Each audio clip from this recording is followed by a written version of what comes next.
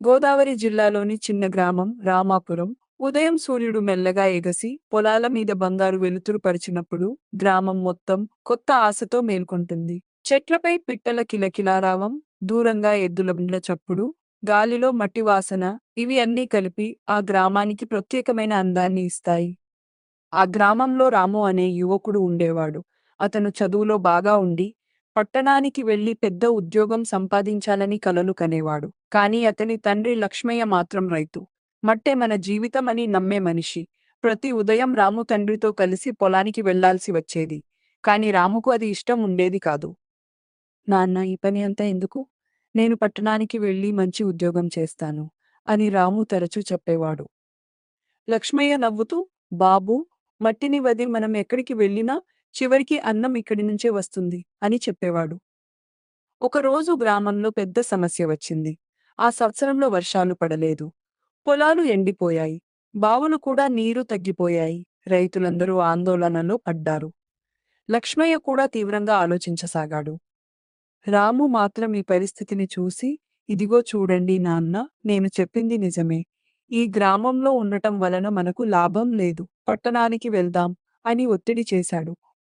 అప్పుడు లక్ష్మయ్య కాసేపు నిశ్శబ్దంగా ఉండి, బాబూ, కష్టాల్లోనే మన బలం తెలుస్తుంది. ఈ మట్టిని వదిలి పారిపోతే మనం మనల్ని కోల్పోతాం అని చెప్పాడు.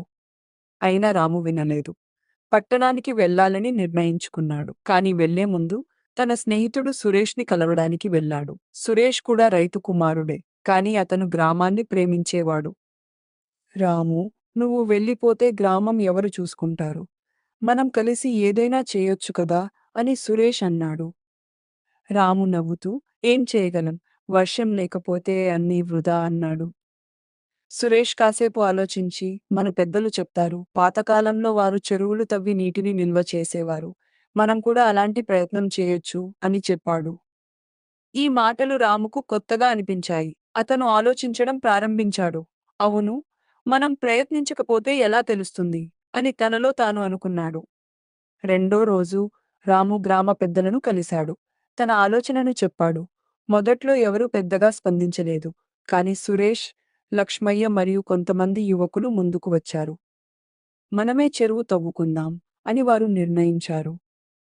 రోజులు గడిచాయి. ఎండలో పనిచేయడం చాలా కష్టం. కానీ గ్రామస్తులందరూ కలిసి పనిచేయడం ప్రారంభించారు. మహిళలు కూడా వారి నీళ్లు, ఆహారం తీసుకువచ్చారు. చిన్న పిల్లలు కూడా చిన్న చిన్న పనులు చేశారు. రాము మొదటిసారి మట్టిలో పనిచేస్తూ తన తండ్రి కష్టాన్ని అర్థం చేసుకున్నాడు. అతనికి మట్టిపై ప్రేమ పెరిగింది. కొన్ని వారాల తర్వాత చెరువు పూర్తయింది. కానీ ఇంకా వర్షం పడలేదు. అందరూ ఆందోళనలో ఉన్నారు. ఒకరోజు సాయంత్రం ఆకాశంలో మబ్బులు కమ్ముకున్నాయి. గాలి బలంగా వీచింది. కొద్దిసేపట్లో వర్షం మొదలైంది. మొదట చినుకులు, తర్వాత భారీ వర్షం. గ్రామస్తులందరూ ఆనందంతో కేకలు వేశారు. చెరువు నిండిపోయింది. పొలాలు మళ్ళీ పచ్చగా మారాయి.